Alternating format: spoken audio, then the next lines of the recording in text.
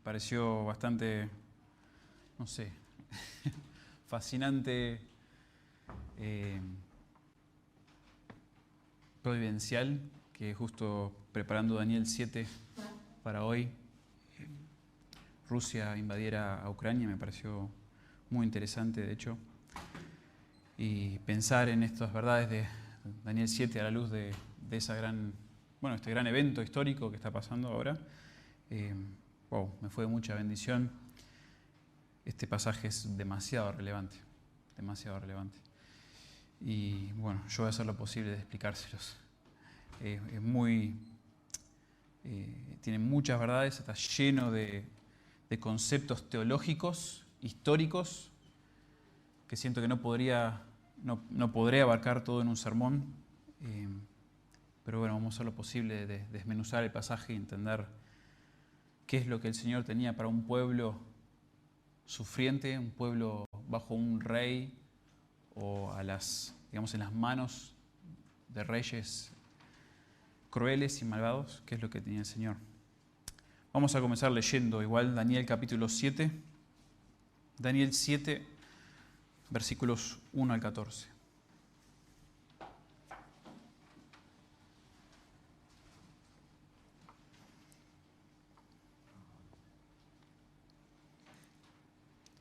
Dice la palabra de Dios: en el primer año de Belsasar, rey de Babilonia, tuvo Daniel un sueño y visiones de su cabeza mientras estaba en su lecho. Luego escribió el sueño y relató lo principal del asunto. Daniel dijo: miraba yo en mi visión de noche, y he aquí que los 4 vientos del cielo combatían en el gran mar. Y 4 bestias grandes, diferentes la una de la otra, subían del mar. La primera era como león y tenía alas de águila. Yo estaba mirando hasta que sus alas fueron arrancadas, y fue levantada del suelo y se puso enhiesta sobre los pies a manera de hombre, y le fue dado corazón de hombre. Y he aquí otra segunda bestia, semejante a un oso, la cual se alzaba de un costado más que del otro, y tenía en su boca 3 costillas entre los dientes. Y le fue dicho así: levántate, devora mucha carne. Después de esto miré, y aquí otra, semejante a un leopardo, con 4 alas de ave en sus espaldas.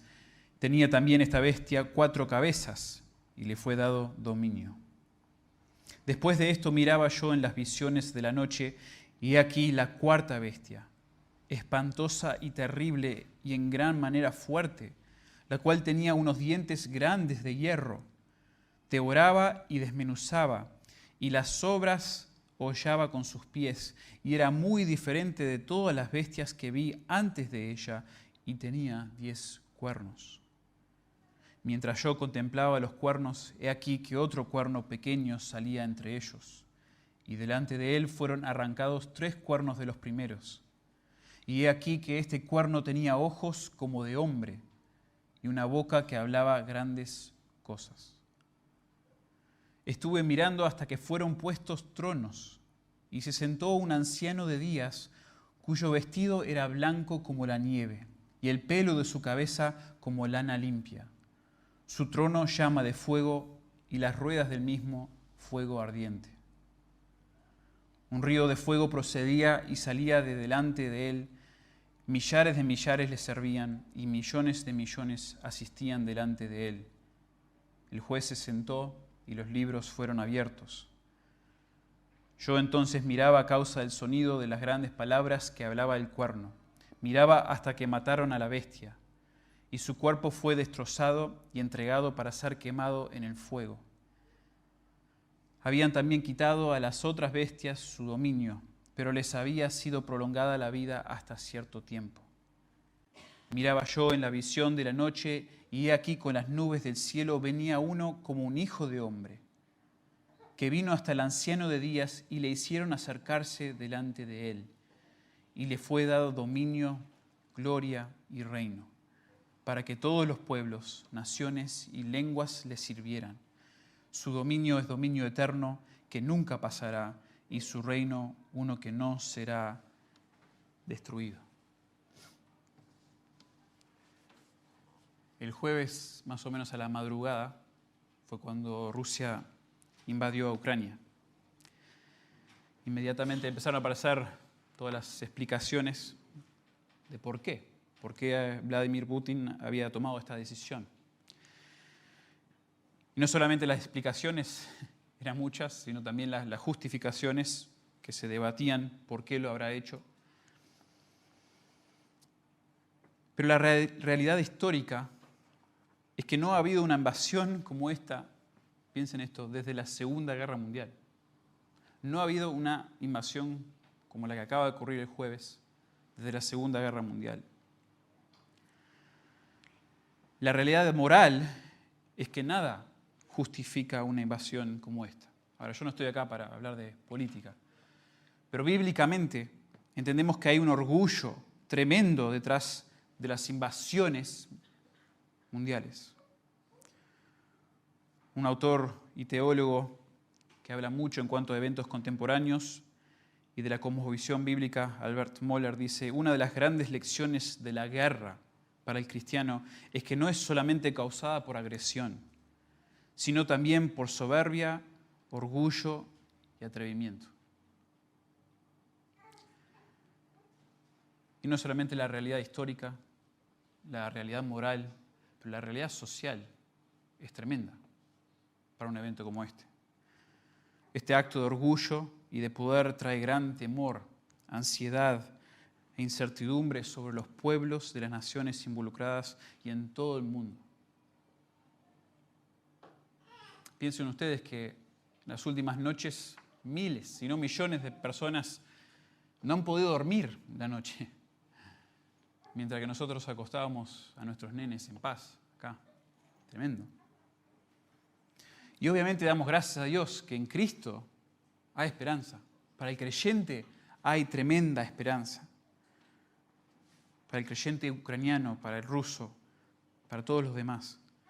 Aún mientras que cantábamos este último himno, Él me sostendrá. Me hizo pensar en un video que me han mandado varias personas, que se ha hecho viral, de una familia ucraniana cantando lo mismo. Él me sostendrá en ucraniano. Y mientras que cantábamos nosotros me dio escalofríos porque pensaba en ellos, pensaba en qué es lo que significa que Cristo me sostendrá en un momento como ese. No sabiendo qué me pasa hoy, qué me pasa esta noche, qué pasa con mis hijos. Dios tiene un mensaje muy especial para los creyentes en Ucrania, en Rusia, los países limítrofes, para el pueblo de Israel, a quien se dirige el pasaje que vamos a hacer hoy, para los creyentes alrededor del mundo que están esperando la venida del verdadero rey, del verdadero presidente, del verdadero gobernante, del rey supremo, el rey muy esperado. Y lo que me parece tan impactante a la vez, al estudiar y al leer ahora nosotros Daniel 7, hermanos, y ver esta visión, es que esto no es algo nuevo y no es algo único en Daniel 7. Este mensaje se viene tratando desde el exilio de Israel, a través de Isaías, a través de Ezequiel, a través de Daniel, luego en el Nuevo Testamento, con Juan en Apocalipsis.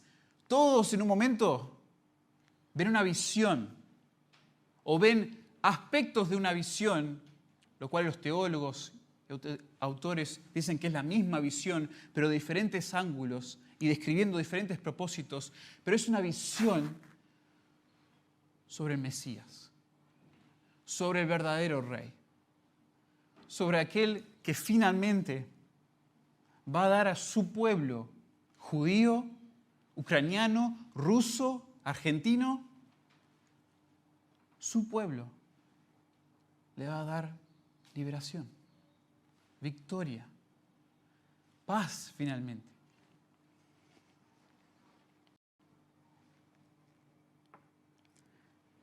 El punto en común de estas visiones es dar certidumbre a los santos en la hermosa realidad que nuestro Rey viene y Él es más poderoso que los reyes soberbios. Él va a juzgarlos, Él reinará con justicia y Él pastoreará a su pueblo para siempre. Viene ese rey, hermanos. Ese es el rey que viene. Y como les digo, es asombroso que eso sea uno de los temas principales de toda la Biblia. Que esta visión aparezca una y otra vez y hasta en Apocalipsis se nos da una visión completa o última de lo que eso va a ser. Y la idea detrás de esta visión, como vamos a ver ahora en Daniel 7, es darnos certidumbre. En medio de la incertidumbre, darnos certeza, darnos esperanza, darnos verdades que van a ocurrir para que perseveremos. Perseveremos hasta el final. Ese gran mensaje. Perseveremos. Llegamos a Daniel capítulo 7, después de haber visto ya los primeros 6 capítulos. Y llegamos realmente a un capítulo no solamente asombroso porque es uno que refleja un principio a través de la Biblia, sino porque es en Daniel el centro. Daniel 2 al 7, hemos hablado, es un quiasmo, donde el capítulo 2 y el 7, los dos hablan de las 4 naciones, los 4 reyes, que después son destronados por la piedra en el capítulo 2, y vamos a ver aquí, por el anciano de días, quien coloca al que es como el Hijo del Hombre. El 3 y el 6 también son semejantes, y el 4 y el 5. Entonces el 7, capítulo 7, viene a ser el final de la primera división, digamos, y que todavía mantiene, interesante, el lenguaje arameo. Por eso también lo dejamos unido a esta parte. Fíjense, le explico todo esto porque la estructura de Daniel se debate, no es tan fácil siempre de discernir. Pertenece del 2 al 7, pero también pertenece del 7 al 12. Es como el punto medio, porque venimos a ver ahora la primera visión entre muchas que se van a revelar en los siguientes capítulos. Este es el primer capítulo de esta segunda sección también, donde se tratan los reinos futuros, los reinos escatológicos de la Biblia. Y como es un capítulo largo, de 28 versículos y con mucho contenido teológico, histórico, lo vamos a dividir hasta el 14. Hoy vamos a ver Daniel 7, 1 al 14, donde se revela la visión de Daniel. Y los versículos 15 al 28 lo vamos a dejar para la próxima vez que me toque predicar, donde se habla de la interpretación de ciertos detalles de la visión, y eso se los voy a mencionar un poco más en un momento. Pero esta sección del 1 al 14, hermanos, es donde se va a tratar con la esencia de la visión. Las 4 bestias que representan imperios que son sucesivos, uno detrás del otro, que han dominado y van a dominar sobre Israel. Pero esos imperios, después de escribirlos, llega un relato del juicio sobre esos imperios. Sobre esos 4 imperios y también un juicio positivo de un personaje que aparece de entre las nubes. Un hombre o uno que es como hijo de hombre, que es distinto a las bestias, es distinto a los otros reyes, a quien se le da, a ese sí, la potestad, el reino, quien es digno, quien se lo merece. Y por medio de esa victoria, por medio de esa coronación de ese rey, también indica la victoria del pueblo de Dios, que se desarrolla después en los 15 al 28.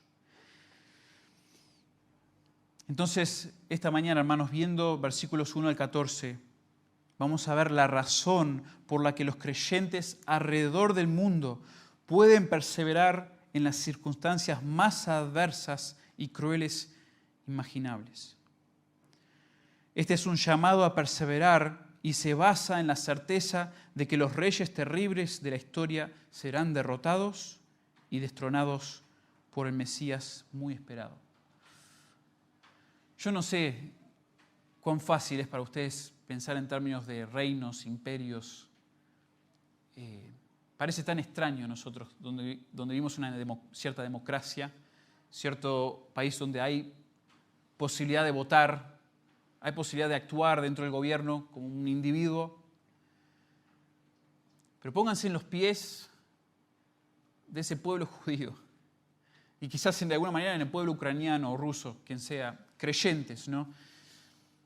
Y pensar que hay un rey o reyes que han pasado y pasado uno tras otro que son terribles, temerosos, nos hacen temer a nosotros y nos llevan a la ansiedad, a vivir en temor constantemente y esperar ¿cuándo, Dios? ¿Cuándo va a cambiar esto? ¿Cuándo? Y es tan importante en esos momentos de incertidumbre que Dios nos dé a nosotros certeza. Necesito certeza para esos momentos, para poder perseverar. Si no, no persevero. No depende de mi fuerza. Necesito certeza. Y en este pasaje de hoy, Dios da por medio de Daniel 3 certezas. ¿Sí? Certeza del Mesías, certeza de que va a venir el Mesías y va a reinar. Pero vamos a dividir el pasaje en 3 certezas, basados en los 3 grupos de reyes que aparecen en este pasaje. 3 certezas. Primero vamos a ver los reyes temibles y terribles de la historia solo reinarán temporalmente. Esa es la primera certeza. Segundo, el Rey santo y sabio del universo juzgará a los reyes perfectamente. Certeza 2. Y la tercera es el Rey digno y definitivo de la historia reinará eternamente. Entonces, veamos ahora este pasaje y presten atención, es un pasaje con mucho simbolismo. Hermanos, que no les asuste el simbolismo. Era algo común en la época de la audiencia a la que escribe Daniel, entender conceptos por medio de símbolos. A veces se quiere hablar todo de un género apocalíptico, que no niego que hay ciertas cosas que reflejan el género apocalíptico en nuestro pasaje de hoy o en el libro Apocalipsis, pero a veces la gente quiere hacer algo como que, bueno, como es apocalíptico, nada tiene sentido, todo hay que interpretarlo espiritualmente, no hay nada físico acá, todos son conceptos abstractos con un principio bíblico, pero lo demás, no te preocupes. No, todo tiene un sentido, todo tiene un propósito. Entonces no se desanimen, ahora leer conmigo le voy a intentar explicar lo más que pueda en el tiempo que tenemos. Pero sí presten atención a estas certezas, porque creo que son la guía de este pasaje. Las 3 certezas, ¿sí? Primera certeza, los reyes temibles y terribles de la historia solo reinarán temporalmente. Y ese solo es enfático. Parece que es para siempre. Parece que Nabucodonosor, y después Belsasar, y después Darío, y después Alejandro Magno, y después Roma, parece que no termina más. Es solo temporal. Esa es la primera certeza. Versículos 1 al 8. Fíjense, el versículo 1 es la introducción y dice esto.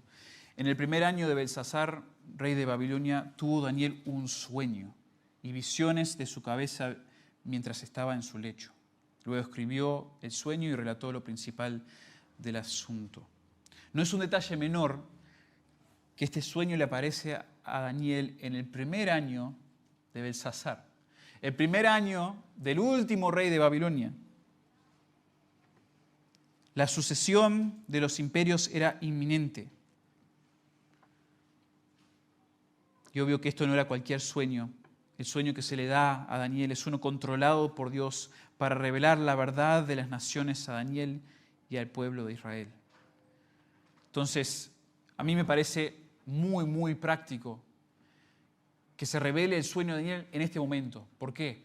Porque ahora ya no es teoría, ahora ya no es promesas sin alguna evidencia, sino Dios le está diciendo, Belsasar está por morir, el reino babilónico está por morir, vas a ver justamente lo que yo te digo ahora, Daniel, pueblo de Israel. Fíjense, ya termina Babilonia y lo mismo va a suceder con las naciones futuras, tal como lo estoy describiendo. Y la descripción del sueño es esta, en versículo 2. Y Daniel dijo, miraba yo en mi visión de noche, y he aquí que los 4 vientos del cielo combatían en el gran mar. Los 4 vientos. Ahí ya empezamos ahora con los símbolos. Probablemente esto sea una referencia a los 4 puntos de una brújula, ¿sí? De alguna manera tenga ese tipo de entendimiento, porque en Daniel 8:8, hay 4 cuernos, reyes, que salen hacia los 4 vientos del cielo. O sea que la idea es que se van en todas direcciones. Obviamente no estamos hablando exactamente que es norte, sur, este y oeste, pero la idea es que se esparcieron por todos lados. Y el número 4 también puede ser una referencia, junto con 4 bestias, 4 metales que vimos en el capítulo 2, a la sucesión de la historia, a la progresión de la historia. Porque fíjense que es increíble que Dios está dando una revelación sobre la historia, sobre eventos que van a ocurrir. Nuevamente, no limitemos la verdad de Dios a lo espiritual. Dios está metido completamente, su mano está controlando la historia. Y estos 4 imperios sucesivamente ocurrieron. Y el último todavía, digamos, fue de alguna manera derrotada, pero falta la última manifestación. Entonces todavía seguimos en esta historia que Dios describe. Entonces esta referencia a los 4 vientos moviéndose, probablemente está hablando de Dios. Dios moviendo los eventos históricos. Dios está mezclando el mar, por decirlo así, la tierra, y permitiendo que estas cosas ocurran, que estas cosas salgan del mundo, del mar. Y fíjense lo que ocurre. Y 4 bestias grandes, diferentes la una de la otra, subían del mar. En Daniel capítulo 2, el capítulo paralelo al 7, los 4 reinos, los 4 imperios fueron representados por metales. ¿Se acuerdan? La imagen, la estatua de Nabucodonosor, bueno, Nabucodonosor después hace una estatua basada en eso, con 4 metales. Y él es la cabeza de oro, y después sigue, ¿no? Dorsal, todo sigue sucesivamente. Aquí los 4 imperios se representan por bestias,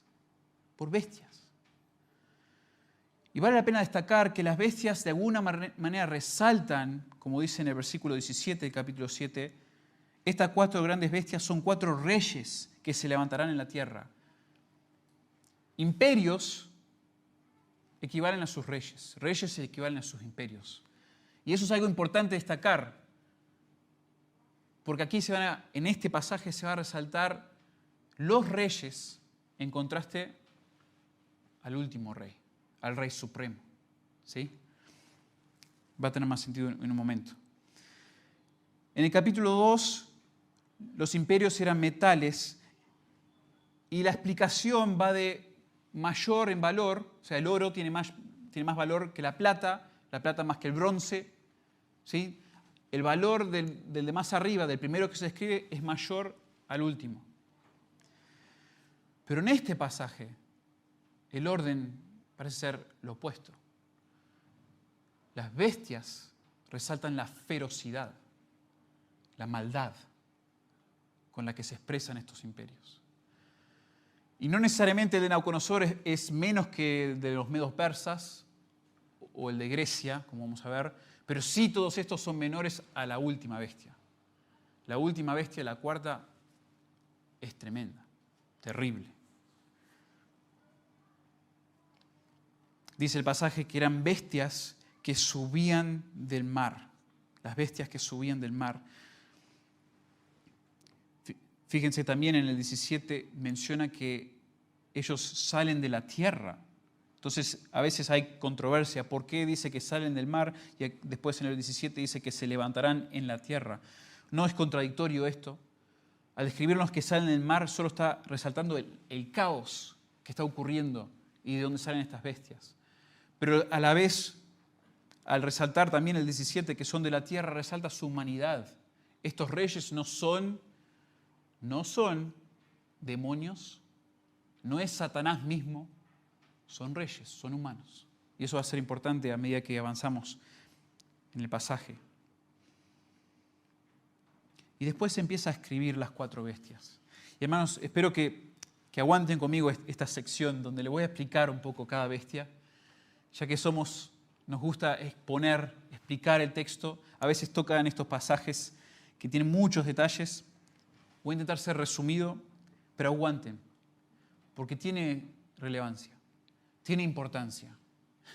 Se está haciendo un efecto de creyendo, para usar un término musical, de incremento de poder y de ferocidad y de bestialidad para después llegar al Rey, al Mesías.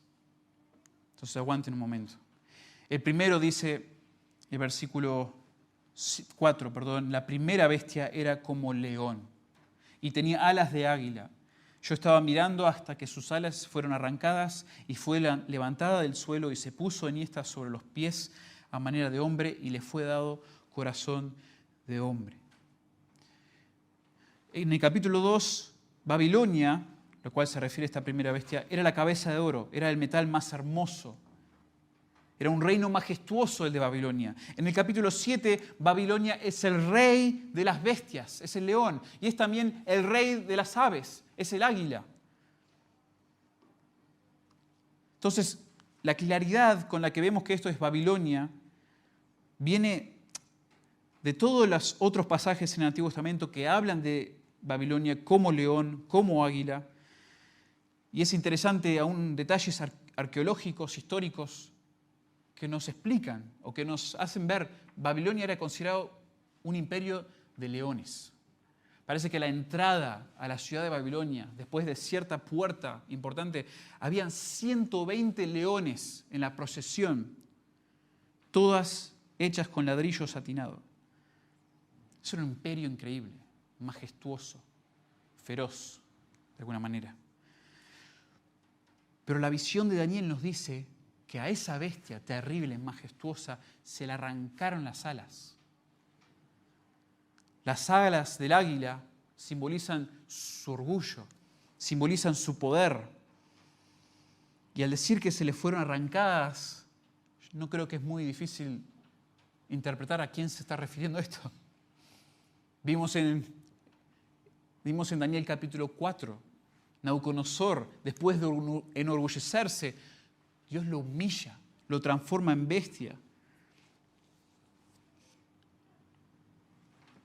Pero luego, dice, es levantada esta bestia del suelo y se puso enhiesta. Dios la levanta a la bestia. Dios restaura a Nabucodonosor una vez que éste reconoció quién reina sobre la tierra. Entonces, como que esa descripción nuevamente parece tan rara en el simbolismo, pero tienen referentes literales. Claramente podemos entenderlo. ¿Sí?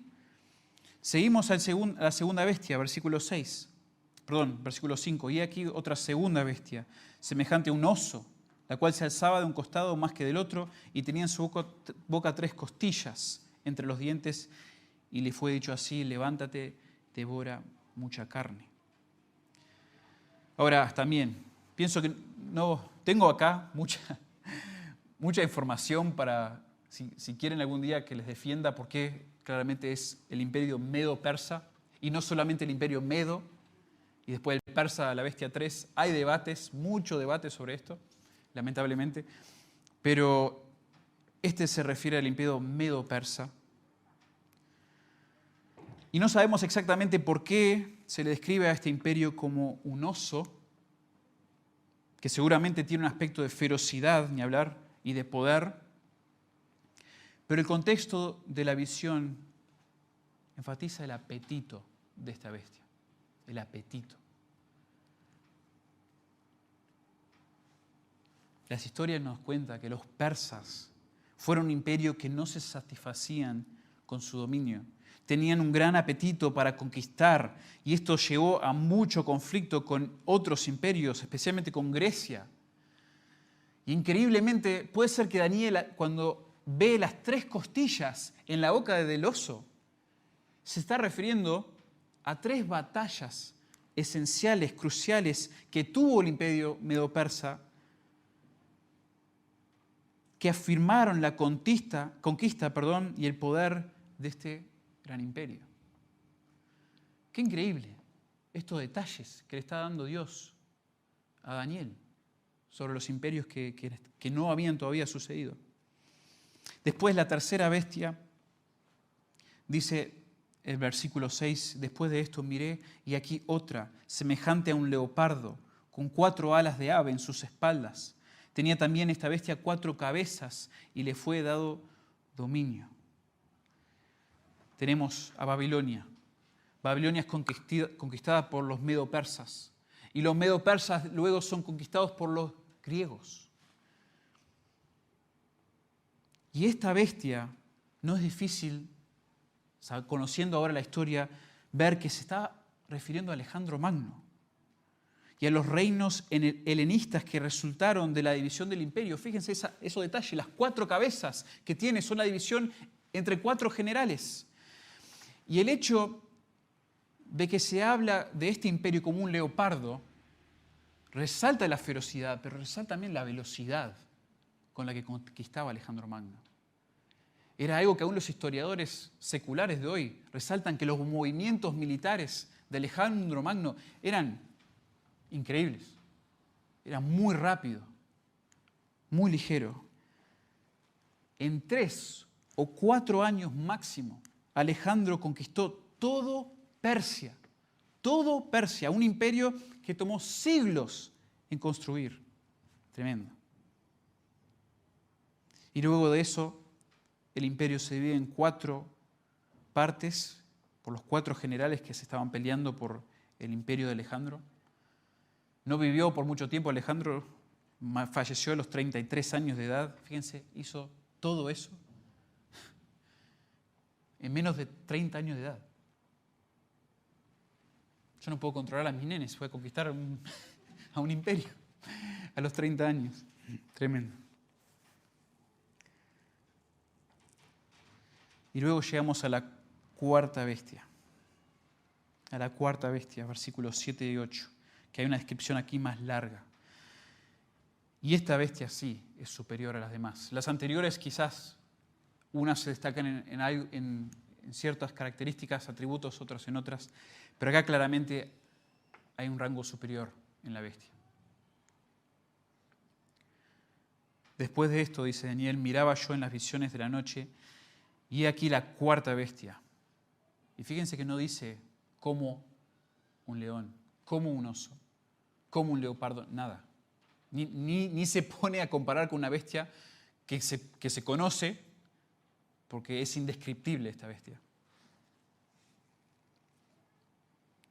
Dice, la cual tenía, espantosa y terrible, en gran manera fuerte, la cual tenía unos dientes grandes de hierro, devoraba y desmenuzaba, y las sobras hollaba con sus pies, y era muy diferente de todas las bestias que vi antes de ella, y tenía 10 cuernos. Mientras yo contemplaba los cuernos, he aquí que otro cuerno pequeño salía entre ellos, y delante de él fueron arrancados 3 cuernos de los primeros, y aquí que este cuerno tenía ojos como de hombre y una boca que hablaba grandes cosas. Parece que en contraste al reino de Alejandro Magno y de los griegos, el reino que siguió, el romano, el reino de Roma, fue uno que no hizo las cosas de manera apresurada ni veloces, sino que fueron conocidos por lentamente a veces destrozar, aniquilar a sus enemigos. Roma conquistó destruyendo a sus enemigos sin piedad. Esta referencia a los dientes de hierro, a esta referencia a devorar, desmenuzar y que hollaba con sus pies las sobras.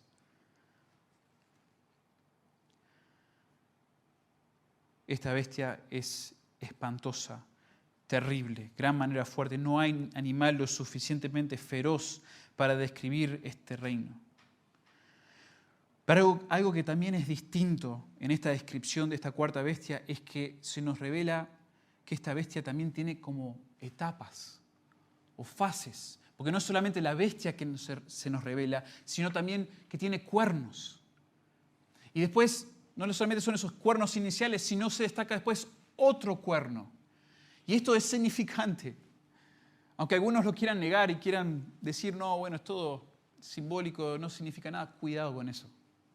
Cuidado porque Apocalipsis y revelación que se nos da más adelante aclara estas etapas.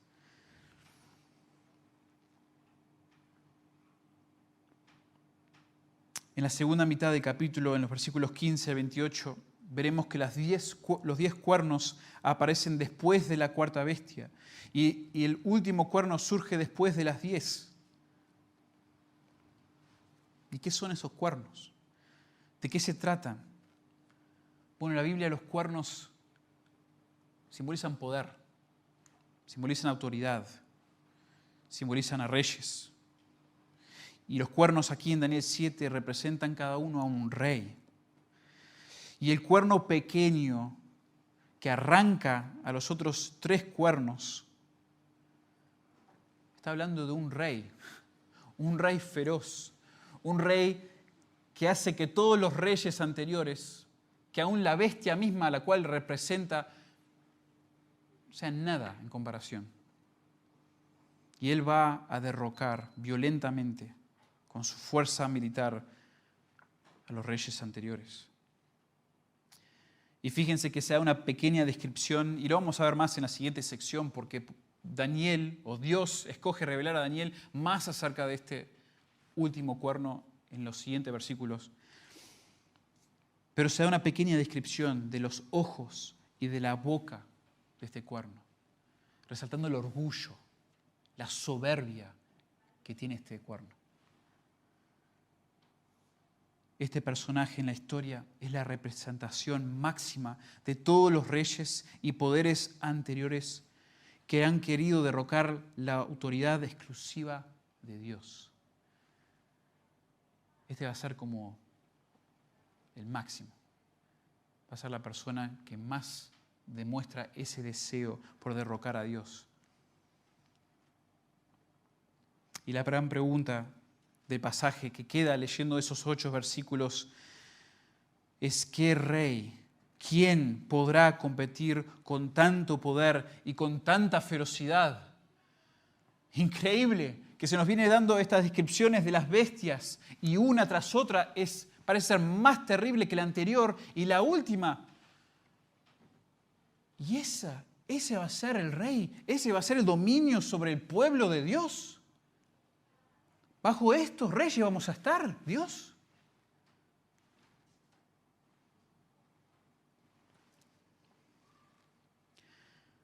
Han habido y habrán reyes temibles y terribles que manifiestan su soberbia de tal manera que aparenten amenazar los planes del reino de Dios.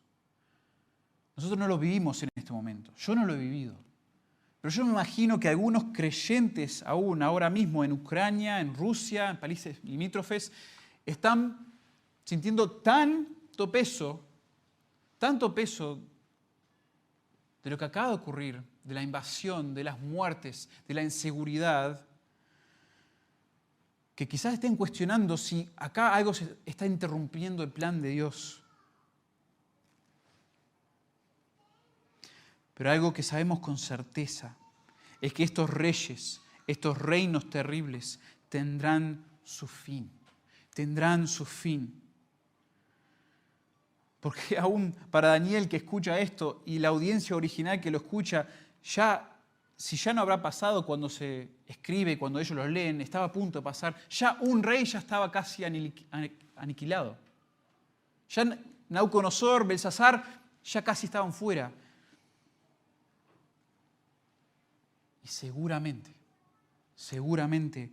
tendrían que pensar la audiencia original, seguramente los demás irán cayendo tal como Dios lo ha revelado. Podemos estar seguros que estas guerras y los dominios malvados también pasarán. Van a pasar. Van a pasar, hermanos. La segunda certeza que vemos en el pasaje es que el Rey Santo El Rey santo y sabio del universo juzgará a los reyes perfectamente. El Rey santo y sabio del universo juzgará a los reyes perfectamente. Y me parece tan hermoso la intencionalidad de Dios detrás de esta visión.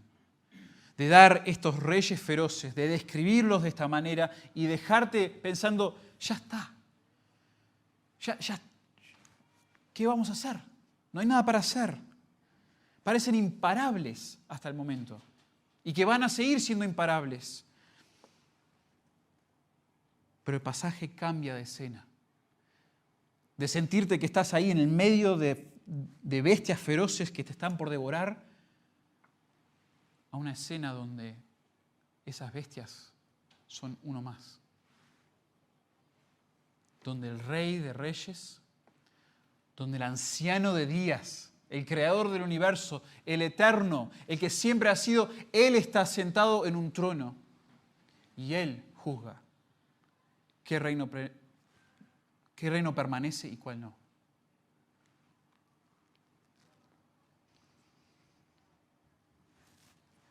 Este término, Anciano de Días, pero explicación, es una referencia al Padre eterno, quien controla y dirige su creación según su voluntad. Y fíjense la descripción ahí tan hermosa, vestido de blanco como la nieve, probablemente referencia a su santidad. A su santidad. El hecho que Él es perfectamente santo lo califica para juzgar. Y el pelo de su cabeza como lana limpia, refiriéndose probablemente a su vejez de alguna manera, subrayando su eternidad y su sabiduría. Qué tremenda diferencia que hay en el contraste de las bestias que están alteradas, que están devorando ansiosas y queriendo destrozar más y con hambre, y el Anciano de Días. Es como que te cambió la película de una de acción con sangre, matanza, a una, no sé, uno de esos videos que te calman, supuestamente ahí por horas, donde ves agua y cosas blancas, cosas transparentes. La escena es tremenda, que de alguna manera resalta que Dios, el Anciano de Días, no está preocupado. No está preocupado por esas bestias. Con calma el Anciano de Días se sienta y se prepara para el día de juicio. Y ese concepto de juicio se resalta en las siguientes palabras sobre fuego. Fíjense que hay como 3 o 4 referencias a fuego en ese pasaje. Y el fuego se asocia con la presencia de Dios y en particular la presencia de juzgar. Cuando Dios juzga a los malvados, a los incrédulos.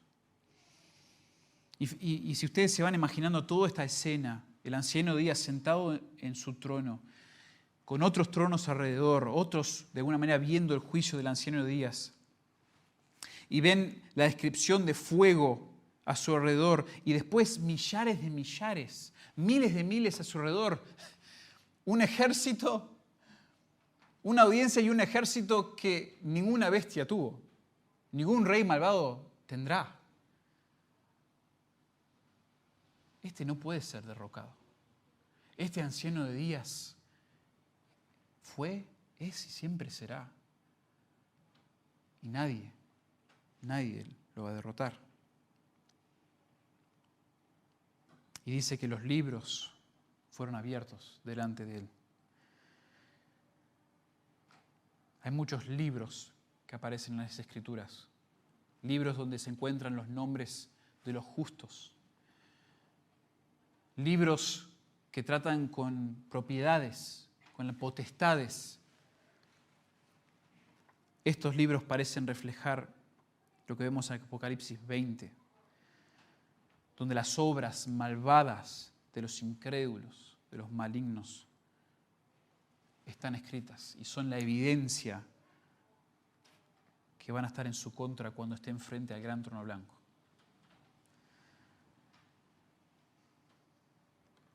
Y la sentencia se nos resume, realmente la sentencia negativa, si fuéramos a decir, de estos reyes malvados, es que el cuerno y la bestia serán destruidos. ¿Sí? Al ser juzgado el cuerno como la última manifestación de la cuarta bestia, es echado a las llamas de fuego. Y las demás bestias perdieron su dominio sobre la tierra, pero se permitió que viviesen al ser absorbidos por otros imperios. Hay una breve explicación de lo que ocurre en los versículos 9, 10 y 11. ¿Sí? En realidad llegando hasta versículo 12. Los efectos de la maldad son aplastantes, son abrumadoras. Aún para los creyentes, como les mencioné, cuando una persona o un acto malvado cruza nuestro camino, luchamos con la sensación de que estamos sometidos a esa persona o esa situación y nos cuesta vivir con total libertad. Y yo, en mi caso, como quizás como el de ustedes, no siento que estoy bajo la maldad de un hombre necesariamente.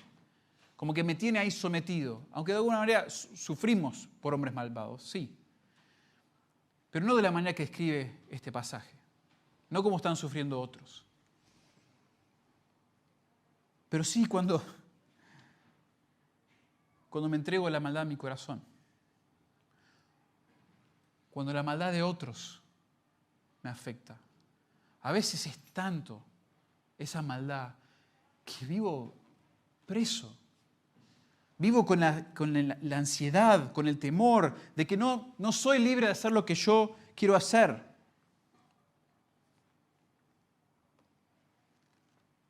Esta es la sensación del texto de los primeros 8 versículos. Pero todo cambia cuando aparece el anciano Días. Nos damos cuenta que la maldad y sus reyes tienen una fecha de expiración. Van a vencer. No van a estar ahí para siempre.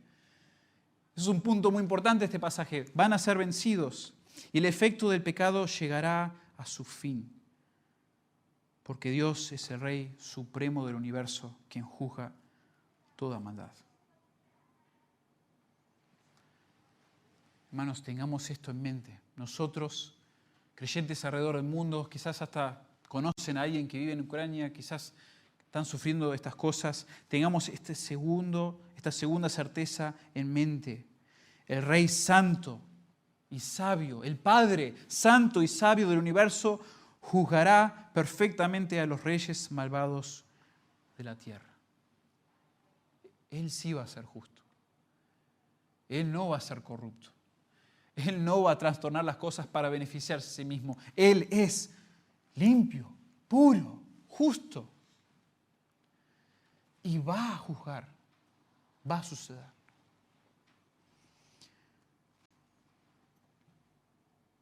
Y el pasaje nos lleva a una tercera certeza. La tercera certeza es el Rey, ahora hablando del Mesías, ahora hablando del Hijo. El Rey digno y definitivo, o sea, el último, el máximo. El Rey digno y definitivo de la historia reinará eternamente. Eso es una certeza. Él va a reinar eternamente. La certeza anterior resaltaba el poder y la soberanía del Padre, quien juzgará a todos según sus hechos. Y esta certeza resalta el Rey, quien tomará la tierra justamente y para siempre. Hermanos, para mí es una bendición saber que yo soy hijo de Dios, que yo pertenezco al reino del Hijo amado, que ya no estoy en el reino de las tinieblas, sino que he sido transferido al reino del Hijo amado. A mí me bendice eso y me bendice pensar que tengo un Padre en el cielo que me cuida, que me pastorea, que controla todas las cosas. Me bendice y nos debe seguir bendiciendo. Pero ¿saben qué? Eso no es todo lo que Dios está prometiendo. Eso no es todo lo que me da esperanza. A mí me da esperanza también que va a llegar el día donde el Rey justo tome su lugar y ahora sí, todo sea justo. Todo sea como Dios diseñó. Todo es reinado con piedad, con amor, con justicia. Eso es algo que Dios quiere que nosotros también tengamos en mente. Otra certeza de tener, digamos, junto a nuestras herramientas, junto a esas otras verdades a las que acudimos cuando las cosas se ponen difíciles. El juicio de los reyes, de las bestias, fue negativo, pero acá hay un juicio positivo. El anciano de días juzga al que es como un hijo de hombre. Y el resultado es positivo. Fíjense, versículo 13 de capítulo 7, dice: miraba yo en la visión de la noche, y he aquí con las nubes del cielo venía uno como un hijo de hombre, que vino hasta el anciano de días, y le hicieron acercarse delante de él.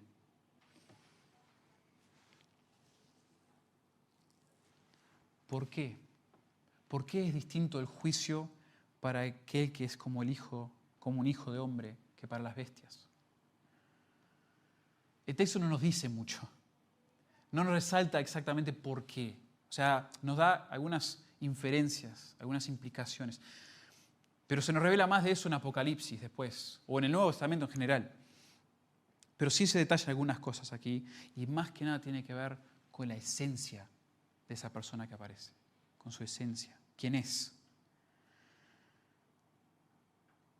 Primero, destaco el hecho de que este viene de las nubes del cielo. Este no viene del mar, este no viene de la tierra, no es como cualquier otro rey, no es cualquier otro ser humano, este es divino, este es deidad. ¿Sí? Eso es algo que se resalta con esa referencia a que viene con las nubes o en las nubes. Las nubes muchas veces son medios que Dios usa para manifestarse, se usan para las teofanías. Este rey, en contraste a las bestias, es divino y por lo tanto es totalmente distinto a los reyes egoístas y malvados de la historia. Totalmente distinto.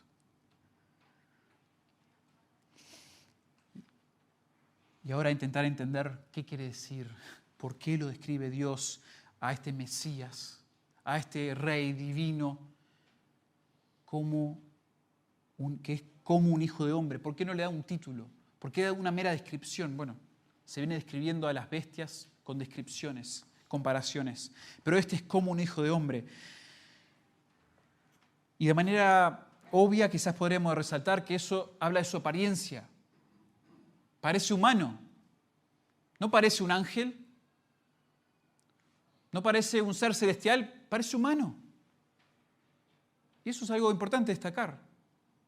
Porque nosotros ahora, de este lado de la cruz, también entendemos más de que el Señor Jesucristo es 100% Dios, 100% hombre. Es divino y es humano. Y necesita hacerlo.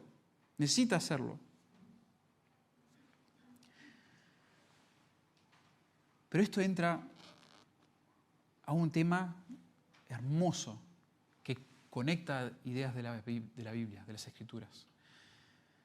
Esto hace referencia teológicamente a que este es el hombre perfecto.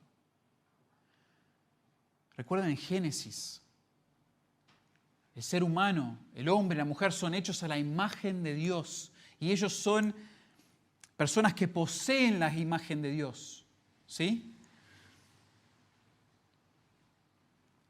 Y parte del ejercicio de los humanos al ser hechos a la imagen de Dios era sojuzgar y señorar la tierra, ejercer dominio sobre toda la creación. Y cuando empezamos a leer Génesis y leemos otros pasajes del Antiguo Testamento, incluyendo Salmos, vemos la referencia al Hijo de Hombre. En Salmo 8:4, esta descripción de Hijo de Hombre tiene también tonos de realeza, de dominio. Este versículo que siempre es como que te abre la mente, te explota realmente la mente a pensar que Dios considera a alguien tan inmerecido como un hombre para reinar sobre la tierra. Dice Salmo 8:4, ¿qué es el hombre? Para que tengas de él memoria, y el Hijo del Hombre para que lo visites. Le has hecho poco menor que los ángeles y lo coronaste de gloria y de honra. y le hiciste señorear sobre las obras de tus manos. Todo lo pusiste debajo de sus pies. Dios nos dio ese mandato, ¿sí? Dios crea al hombre y le da un mandato de ejercer dominio sobre todo. Pero el hombre falla. Nosotros fallamos. Adán falla. Y los reyes que vienen apareciendo, incluyendo David, fallan.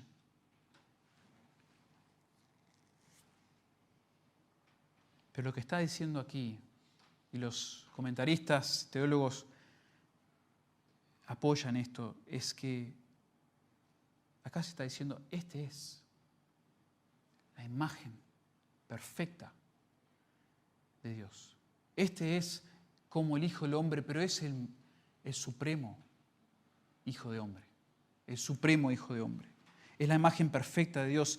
Él va a cumplir perfectamente el rol que Dios ha dado a los hombres. Y lo va a cumplir de una manera que ningún ser humano puede. Es demasiado distinto a los reyes malvados de la historia.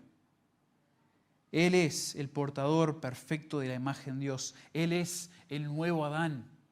Que después sabemos el segundo Adán, se dice en el Nuevo Testamento. Él supera a toda la humanidad en su habilidad de reinar.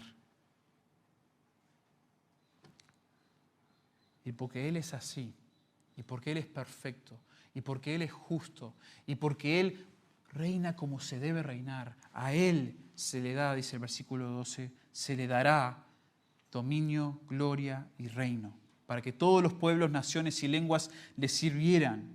Su dominio es dominio eterno que nunca pasará y su reino uno que no será destruido.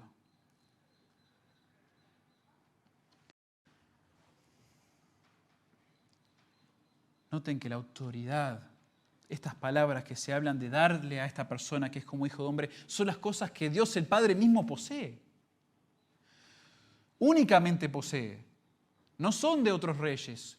Algunos fueron detrás de ellos, algunos tuvieron hambre de algunos de estos atributos de gloria, de alabanza, de un reino eterno. Fueron detrás de ellos, pero ninguno los adquirió para siempre. Lo vimos en Nabucodonosor, en Belsasar, en Darío. Todos vieron que Dios era potente. Dios tiene potestad, Dios tiene a los reinos. Pero ninguno de esos reyes, aunque ellos quieren ser la piedra de Daniel capítulo 2, la que destruye a todas las otras naciones, ninguna de ellos fueron ni serán. Solo hay uno. Solo hay una piedra. Solo hay uno que es divino, que destruirá a los demás. Daniel 2:44, y en los días de estos reyes, el Dios del cielo levantará un reino que no será jamás destruido, ni será el reino dejado a otro pueblo, desmenuzará y consumirá a todos estos reinos, pero Él permanecerá para siempre. Qué importante, hermanos. Cuán importante es esta visión en Daniel para el panorama mundial. La cuestión en el contexto es quién es el verdadero, exaltado rey de la tierra. ¿Quién es aquel que puede rectificar el rumbo de las naciones y de toda la historia? Hasta el momento algunos pensaban que el mundo iba hacia una unidad de reyes, de dominio, que los países quizás se iban a unir.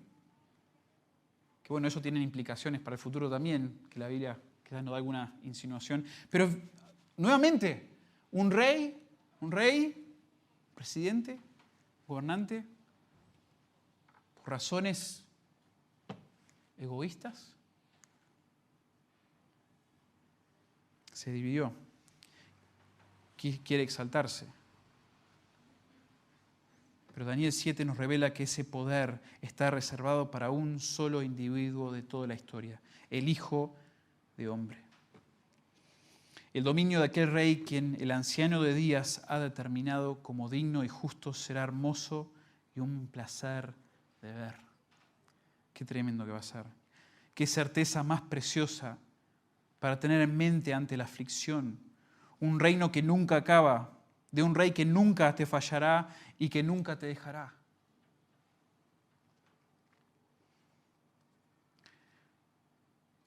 En otro momento podemos hablar más sobre cuándo se va a cumplir ese reino. ¿Por qué no ha venido? ¿Qué estamos esperando? ¿Qué está esperando Dios? ¿Cómo va a ser los detalles? Algún momento lo vamos a ver. Y quizás en Daniel mismo, porque se nos dan más detalles. Pero concluyo pidiéndoles que vayan a Apocalipsis capítulo 5. Si recuerdan, les mencioné que las visiones como esta, como Daniel 7, las encontramos en Isaías, las encontramos en Ezequiel, las encontramos acá en Apocalipsis, muy semejantes en sus descripciones, con diferencias, obvio, por la diferencia de propósito de cada autor, de cada libro, las intenciones de Dios.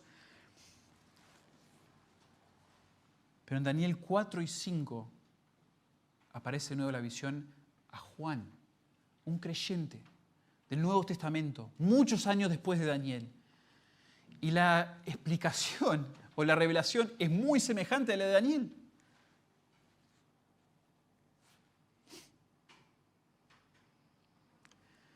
Y cuando pensamos en lo que Daniel ve en su visión y en lo que vio Isaías, por ejemplo, empezamos a ver conexiones que después se manifiestan y se revelan de una manera más clara en ejemplos como Apocalipsis. Que el Mesías, aquel que es como hijo de hombre, es el mismo que el siervo sufriente de Isaías. Entonces, las intenciones del siervo sufriente, que sabemos que en Isaías 52 y 53 involucran sufrir, morir en lugar de pecadores, tienen mucho que ver y son necesarios para que el reino de este Mesías también ocurra. O sea, los conceptos de estas diferentes visiones se van uniendo y lo vemos de una manera más clara aquí en Apocalipsis capítulo 5. En el 4, ahí se describe, con otras palabras, al anciano de días, ¿no? Al Padre. Pero esta vez, como ven ahí, es el que está sentado en el trono, el Todopoderoso. Aquel que está sentado en el trono.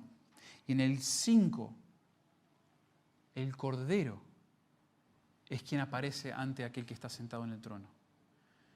Y fíjense lo que dice los versículos 9 y 10. ¿Sí? Se presenta el Cordero ante el Padre. Y dice que se le da potestad de reinar por estas razones. Y cantaban un nuevo cántico, diciendo: digno eres de tomar el libro y de abrir sus sellos. Digno eres tú, Cordero, Mesías, de reinar. Porque tú fuiste inmolado. Y con tu sangre nos has redimido para Dios de todo linaje y lengua y pueblo y nación. Hermanos, la cruz de Cristo. Esto es increíble pensarlo ahora. Imagínense para los que eran de ese tiempo de Daniel, de Isaías, que todavía estaban comprendiendo las cosas. Ellos esperaban un rey que sometiera a todos los otros reyes. Y lo iba a hacer, pero para hacerlo, para ser digno de hacerlo, para ser el justo, tuvo que morir por nosotros en la cruz, de toda lengua, toda tribu, toda nación. Derramar su sangre. Y eso es tremendo. Eso es tremendo. El mismo Mesías, el mismo Hijo de Dios, Hijo de hombre, que merece estar a la diestra del Padre, reinando con el Padre, reinando después sobre la tierra, reinando sobre el universo, para ser digno. Dios en su plan involucró que venga y muera por nosotros. Qué hermoso atar nuestra esperanza, nuestro amor, nuestra fe, nuestro servicio, nuestro temor a aquel que murió por nosotros. El que va a reinar sobre nosotros es quien ya ha muerto por nosotros.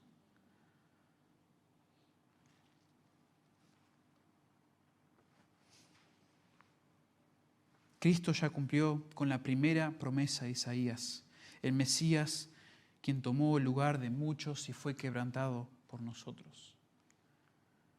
Y nosotros, hermanos, podemos estar seguros que si Él murió por nosotros y ha derrotado y las naciones feroces, bestiales de la historia han sido derrotadas y no han permanecido y se ha cumplido según la palabra de Dios, se ha hecho todo esto y ha cumplido y ha muerto por nosotros, Él va a reinar con nosotros, por nosotros. Y eso es aliento para perseverar. Así perseveramos. Tengamos esto en mente. No solamente que Dios juzga y reina, sí, pero también de que Cristo va a reinar perfectamente. Va a suceder, hermanos. Va a suceder. Y Dios nos ha hecho de esa manera, nos ha hecho seres con esperanza, con deseo. Entonces el deseo y la esperanza de algo mejor que viene nos ayuda hoy para perseverar ante lo que duele, ante lo que nos hace sufrir, ante lo que nos abruma. Que el Señor use su palabra para ayudarnos de esta manera y a creyentes alrededor del mundo que están pasando por la maldad de otros, de reyes, o por la maldad del pecado, sus vidas y en las que lo rodean.